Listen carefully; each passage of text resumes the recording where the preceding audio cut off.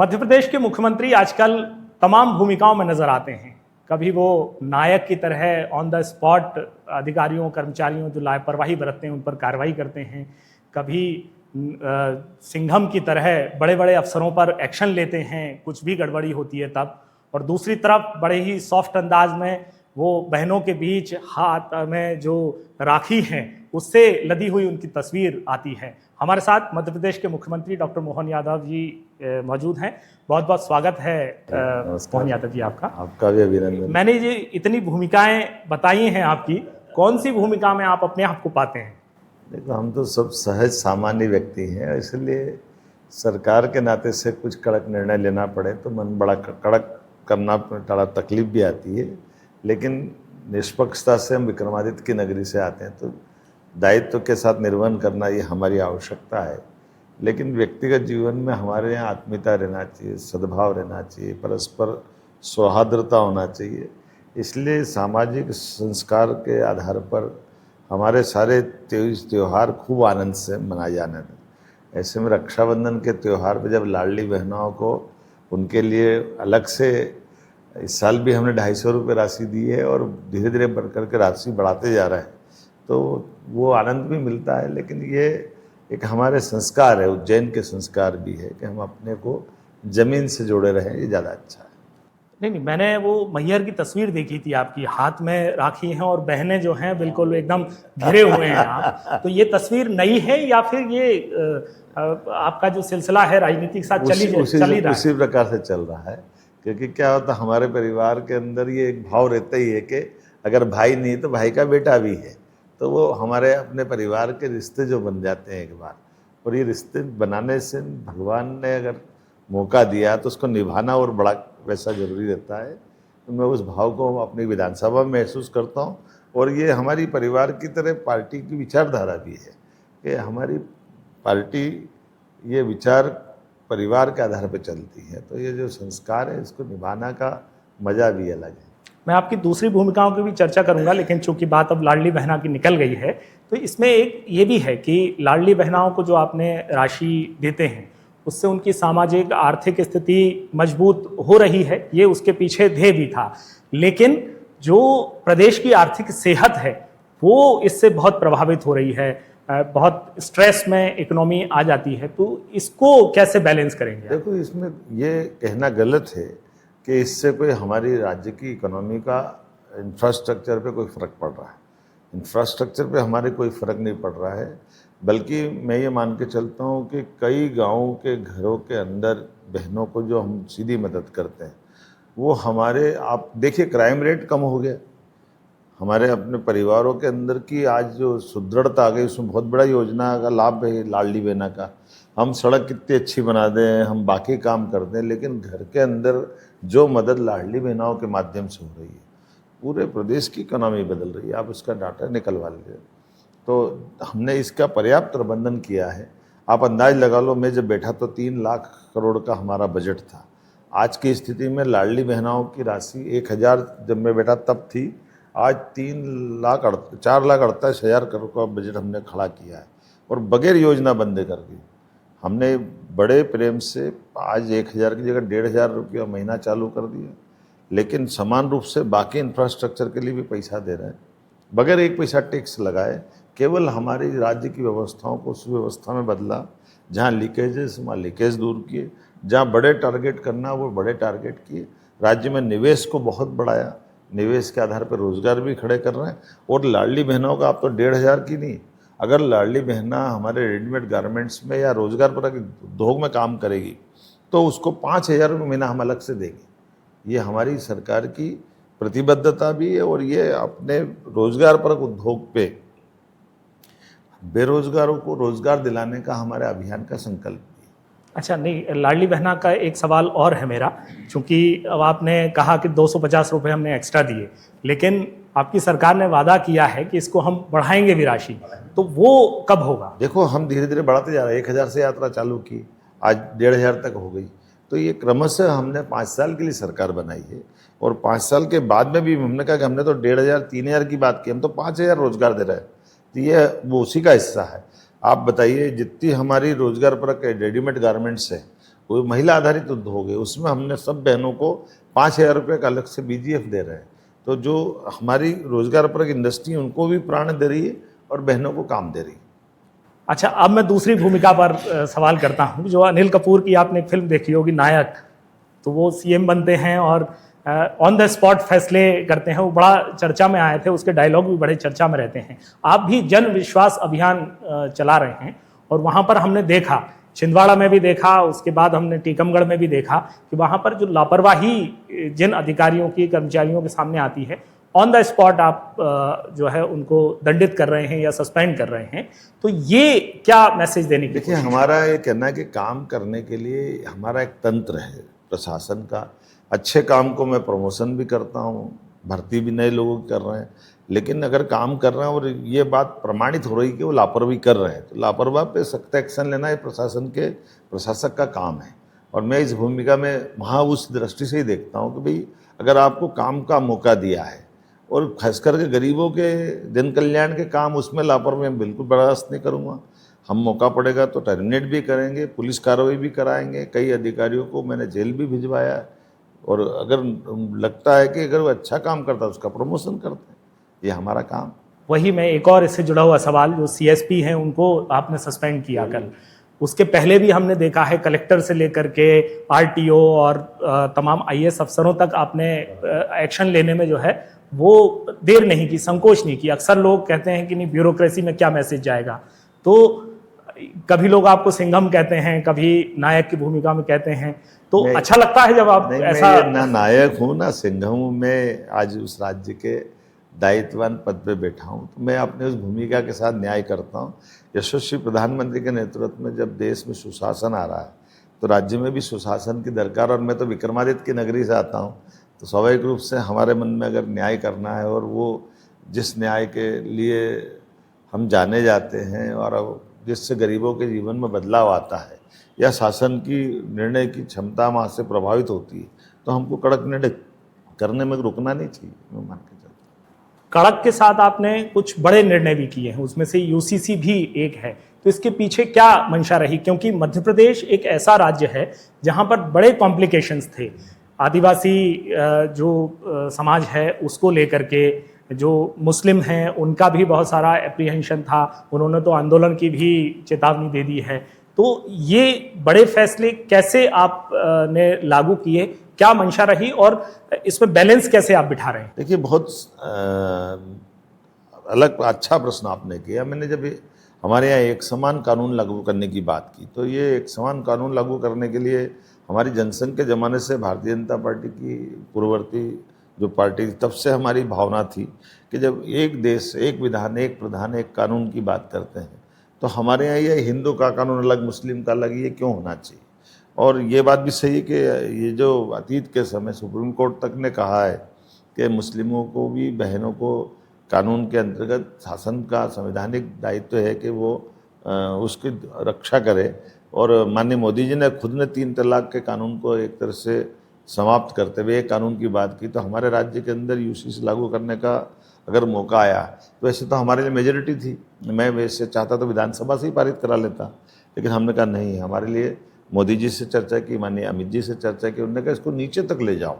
और हमने अपने इस विषय को नीचे तक ले गए और हमने इस आधार पर लगभग 2.5 करोड़ से ज़्यादा SMS मोबाइल के माध्यम से दिए कि हम इस कानून को लागू करने वाले हैं। एक संवैधानिक कमेटी बनाई सुप्रीम कोर्ट की पूर्व न्यायाधीश के नेतृत्व में, और उस कमेटी के माध्यम से वो 55 जिले के 10 संभाग में गई, 10 लाख से ज़्यादा सुझावों का संकलन किया और उस सुझावों के संकलन के बलबूते पे जो निकल कर आया वो उन कट्टरपंथियों को जवाब भी है जो इसका विरोध कर रहे थे।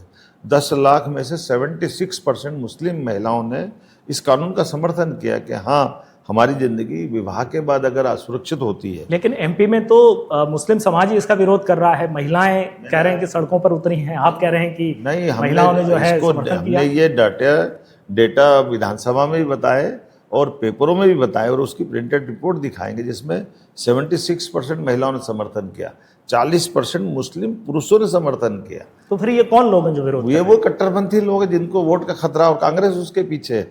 जो हिंदू मुस्लिम की राजनीति करती, जैसे अभी वंदे मातरम का विरोध कर रही कांग्रेस के, ये मानती नहीं है। इनने कांग्रेस ने वंदे मातरम के टुकड़े कराए, उसका परिणाम पाकिस्तान बना। कांग्रेस उसके बाद भी नहीं मानती। जब आज़ादी के बाद देश आपके पास है, 55 साल 70 साल आपने सरकारें चलाई, तो अब तो आपको इस बात को समझना चाहिए कि आखिर हमको इस देश के अंदर क्या हिंदू, क्या मुसलमान, क्या ईसाई, क्या पारसी, सब हिलमिल के रहे। लेकिन कांग्रेस जान करके दाना डाल के लड़ाना चाहती है। नहीं, अब चूंकि आपने वंदे मातरम की बात करी दी है तो मैं इस पर आपसे सवाल पूछता हूँ। कांग्रेस का ये तर्क है कि वो तो जो संविधान सभा में पारित हुआ, जो इस देश के जो महापुरुष हैं, महात्मा गांधी हैं, वो महात्मा गांधी का नाम ले रहे हैं कि उनके सामने जो अप्रूव हुआ, उसी को आगे फॉलो कर रहे हैं। मैं दोबारा दोहराना चाहूँगा, जिस कांग्रेस ने जब ये प्रस्ताव पारित किया, क्या आज़ादी के समय भारत का बंटवारा आज कोई से बचा हुआ है क्या? अशफाक उल्ला खां से लगा करके रहीमान रश खान, हमारे यहाँ तो तबके सारे वो सारे लोग थे जिन्होंने हिंदू मुस्लिम के बजाय भगवान कृष्ण की भक्ति करके, माँ की वंदना करते हुए अपना समय निकाला। लेकिन कांग्रेस ने अतीत की जो गलती की और जिसका परिणाम पाकिस्तान बदला, और पाकिस्तान के बनने का कारण ही कांग्रेस थी, जिनने अखंड भारत के उस सपने को तोड़ा। महात्मा गांधी जी स्वयं ने कहा था कि मेरे लॉस पे बंटवारा होगा, लेकिन वो बेचारे मजबूर हुए कांग्रेस के कारण से। और कांग्रेस ने जान करके उस केवल वंदे मातरम नहीं तोड़ा, कांग्रेस ने देश को तोड़ा है। और आज फिर कांग्रेस उस रास्ते पर जा रही है जिससे भविष्य में फिर खतरा खड़ा होगा। अब तो माननीय मोदी जी ने पूरे देश को विश्वास में लेकर जब संवैधानिक रूप से इस बात दोनों गीत को मान्यता दी, तो अब ये तंदावाट खड़ा करके कांग्रेस क्या करना चाहती है? कांग्रेस उस रास्ते पे जाना चाहती है जिसके कारण से कांग्रेस केवल मुस्लिम वोट बैंक के नाते से देख रही है। कांग्रेस वही कर रही है जो कश्मीर में उसने किया था। आपने वो वीडियो देखा होगा 15 अगस्त का, जो कांग्रेस हेडक्वार्टर में जो है उस पर रोका टोकी हुई, तो उस पर आप क्या कहेंगे? मैं बहुत निंदा करता हूँ घोर कटु शब्दों में। कांग्रेस को वंदे मातरम का सम्मान करना चाहिए। कांग्रेस के उस प्रस्ताव को कांग्रेस को वापस लेना चाहिए। जो उनने कहा हम 2 अंतरे गाएंगे, 4 गाएंगे, ये कोई बात नहीं हुई। वंदे मातरम बंकिम चंद्र चट्टोपाध्याय जी ने पूरा लिखा है, तो आपको पूरा ही गाना चाहिए। आप या तो गाने से मना कर दो, आप उसके अंतरे तोड़कर उसकी आत्मा के साथ न्याय नहीं कर रहे हैं। नहीं, लेकिन एक बात और है, जो मुस्लिम समाज है वो ये कहता है कि नहीं, ये हमारी धार्मिक मान्यताओं को प्रभावित करता है, इसलिए तो मान लीजिए कि कोई नहीं गाना चाहता है, तो क्या ये नहीं, एक बात ये आ रही कि थोपा जा रहा है। देखिए, जब इसको पूरे देश ने अपना लिया, संवैधानिक कानूनन रूप से 80वीं स्वतंत्रता दिवस के अवसर पर पूरे देश में गाया गया, अब उस पर आप प्रश्न कैसे खड़ा करोगे? अब तो आपकी बुद्धि का दिवालियापन है अगर आप प्रश्न खड़ा कर रहे हैं, या आपके मन की वो दुर्भावना दिख रही है जिससे आपको बचना चाहिए। कांग्रेस और कांग्रेस के नेता राहुल गांधी, सोनिया गांधी ये समझते नहीं है इस बात को कि जब पूरा देश उसको आराम से गा रहा है तब आप उस पर संकट खड़ा कर रहे हो। तो ये एक तरह से अराजकता के रास्ते पे ले जाने का मार्ग है। मैं मान के चलता हूँ आपके माध्यम से कि उनको खेद व्यक्त करना चाहिए और अपनी गलती में सुधार करना चाहिए।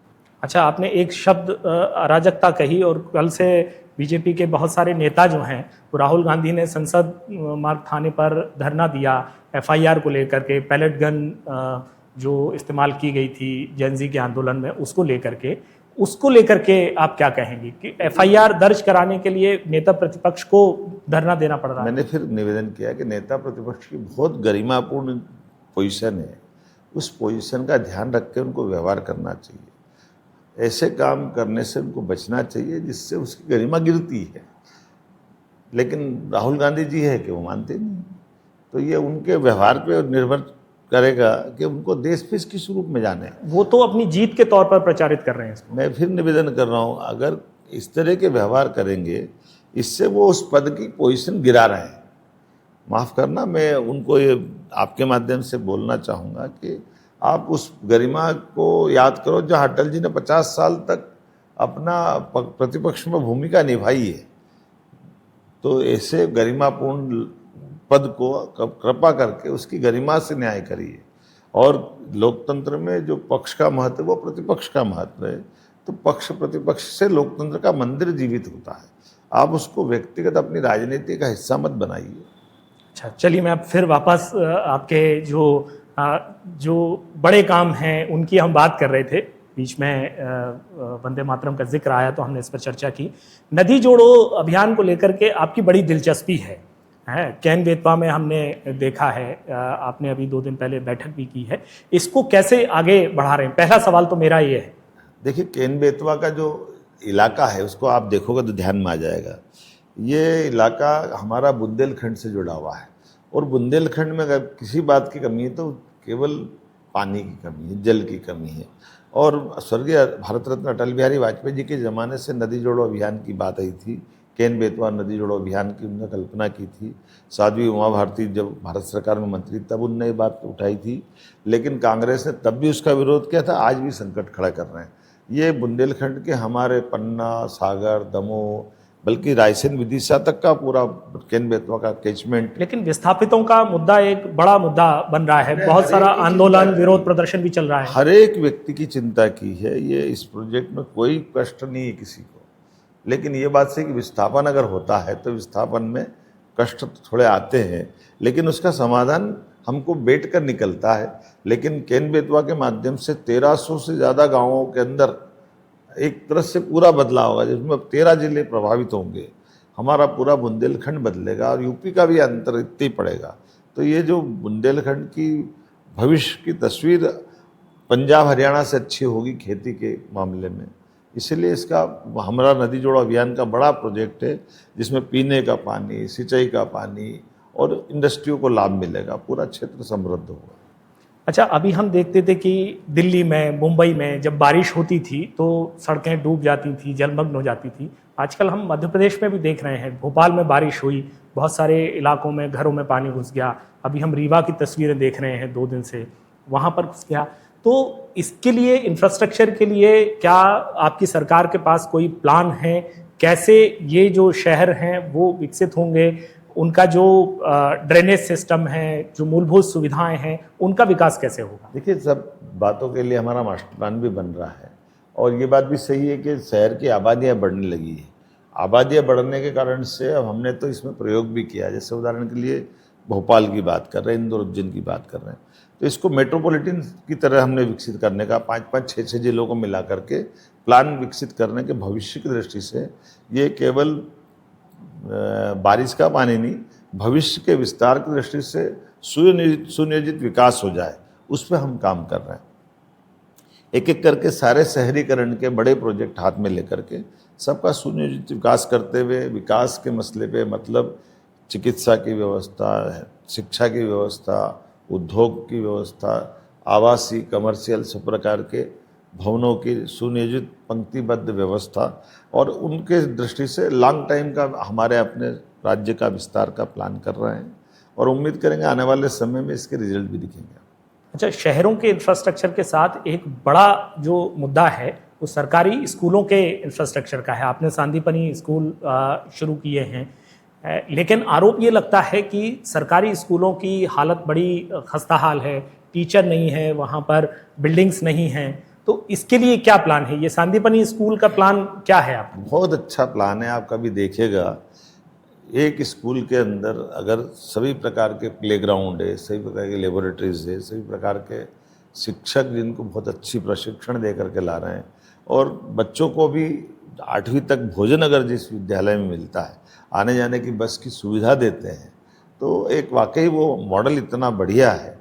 और जहाँ हमने कल्पना की गरीब से गरीब हम लोग तो उस स्कूल से निकले जहाँ बैठने के लिए टाटपट्टी नहीं रहती थी। कांग्रेस को माफ़ी मांगना चाहिए अतीत के उस काले पृष्ठ से, जब उनने बहुत बड़े पैमाने पर इन सरकार तो चलाई, लेकिन मूलभूत सुविधाओं से लोगों को वंचित रखा है। आज हमने वो सब कुछ प्रबंधन करने का प्रयास किया, और अभी सरकार के माध्यम से हम शालाविहीन भवन और जितने प्रकार की सुविधा दे सकते सारे भवन की चिंता कर रहे हैं। सांदीपनि भवन भी अच्छे, क्योंकि सारे स्कूल तो सांदीपनि नहीं, शालाविहीन भवन को भी हम एक भी भवन खाली नहीं छोड़ने वाले हैं। उसका चरणबद्ध विकास प्रारंभ कर दिया, और अभी आप सांदीपनि विद्यालय के रिजल्ट आप देखना, तो रिजल्ट के आधार पर हमारी जो प्रावीण्य सूची बनी उसके 50% से ज़्यादा बच्चे इन्हीं स्कूल से निकले हैं। तो गवर्नमेंट स्कूल ने प्राइवेट को पीछे छोड़ा, ये आधुनिक मॉडल है। लेकिन कांग्रेस के प्रदेश तो कह रहे हैं कि वो साइकिल लेकर के स्कूलों में जाएंगे। मैंने क्या कहा कि वो जाए, जरूर जाए, उनको बच्चे बताएंगे और स्कूल का पूरा दर्शन कराएंगे।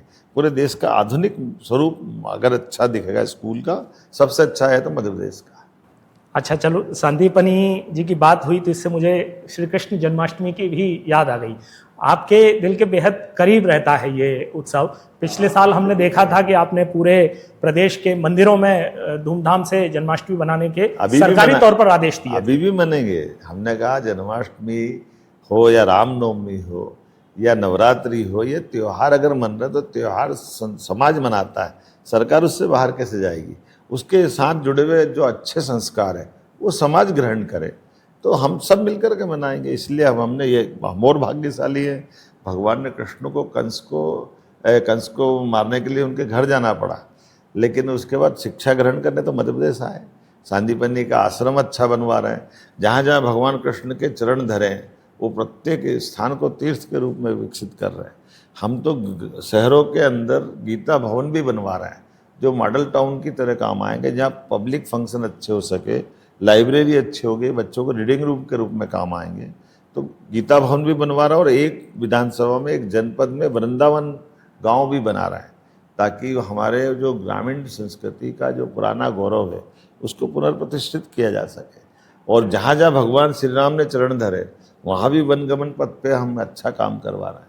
चित्रकूट के धाम पे अभी मैं थोड़े दिन पहले ही 3000 करोड़ की राशि मंजूर करके उसका भी अद्भुत रूप राजा राम का लोकार्पण हमने करा दिया।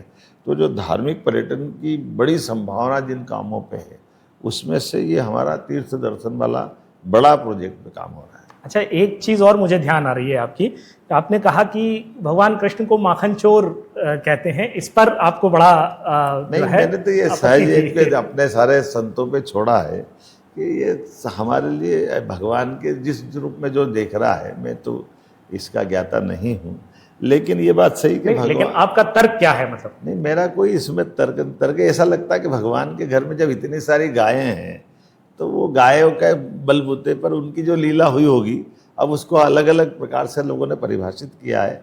मैं तो विनम्रता से इतना कहता हूँ कि मैं ये शब्द को थोड़ा सा छोड़ता हूँ, मैं नहीं लेता हूँ इसको।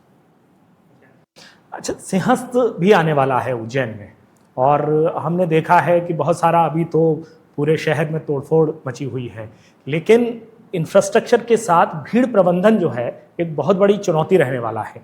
इसके लिए क्या आप अभी से प्लान कर रहे हैं? देखिए, एक शहर जिसकी आबादी 10 लाख से कम हो और अगर वो 40 करोड़ लोगों के आने का बड़ा एक आयोजन की तरफ बढ़ रहा है, तो उसके लिए वो सारे प्रबंधन हम कर रहे हैं जो भविष्य की दृष्टि से आने जाने वाले यात्रियों को, तीर्थ यात्रियों को, किसी को कोई कष्ट नहीं हो।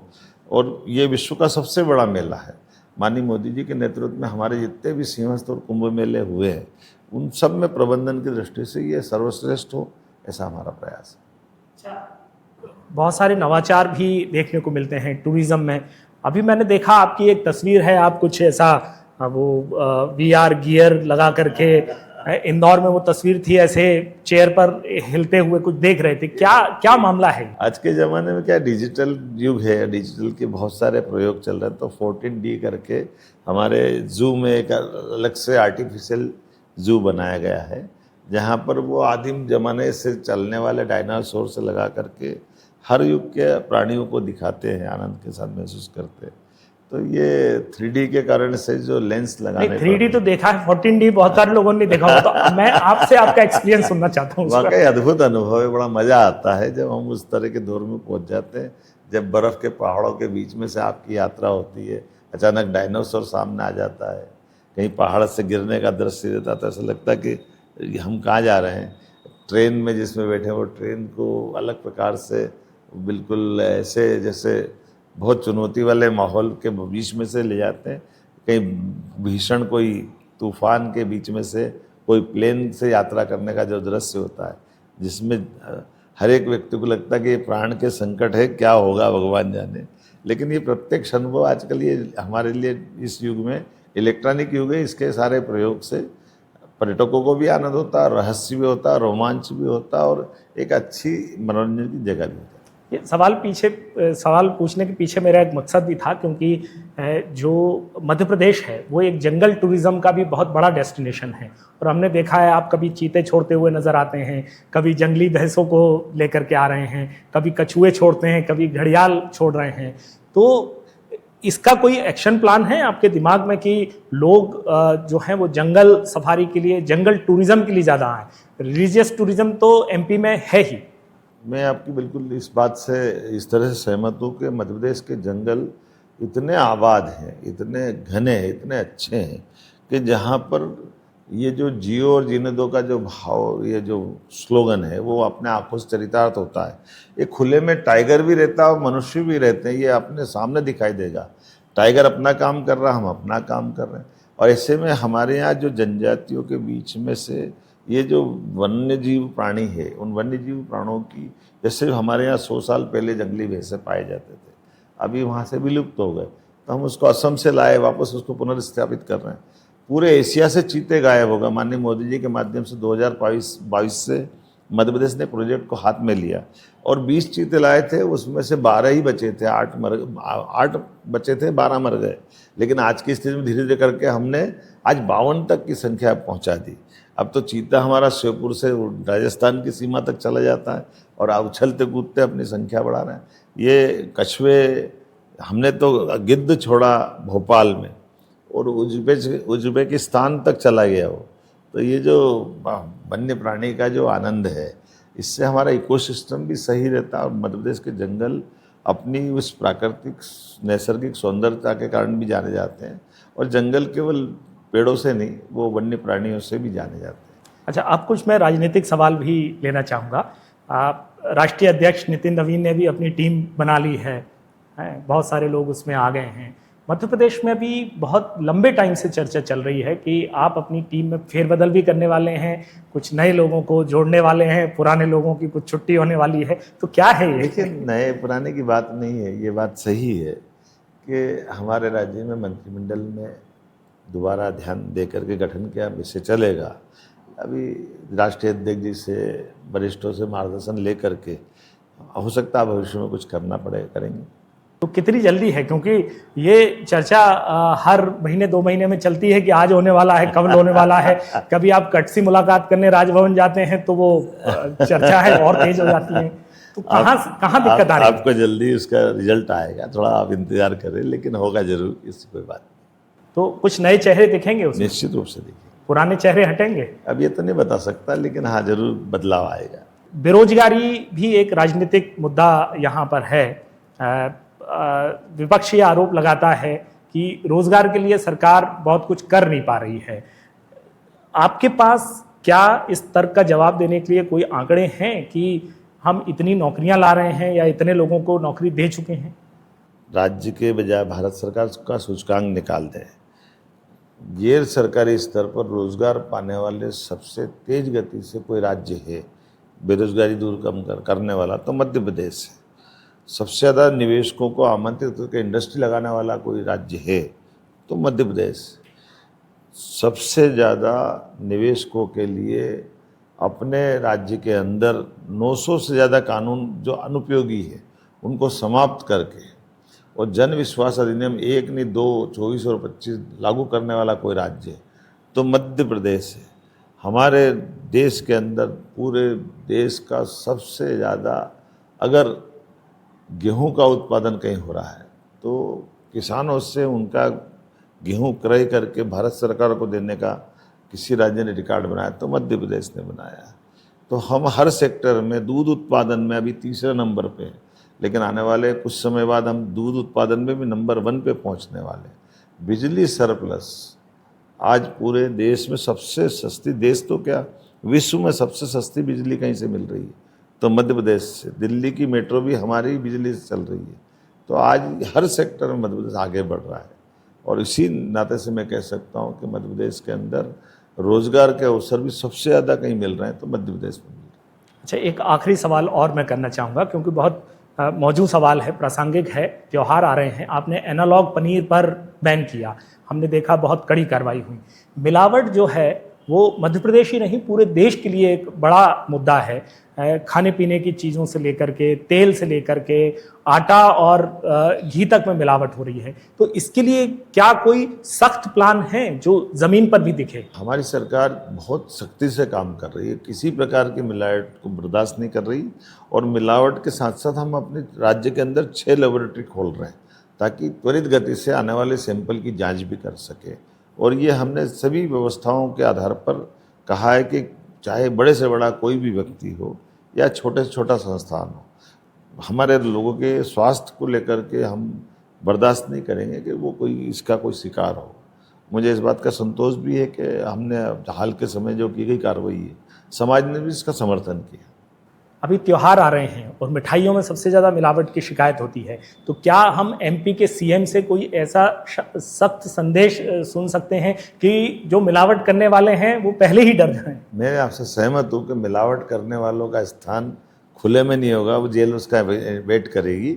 लेकिन मैं उम्मीद करूँगा कि ऐसा कोई काम ही क्यों करो जो जेल जाना पड़े।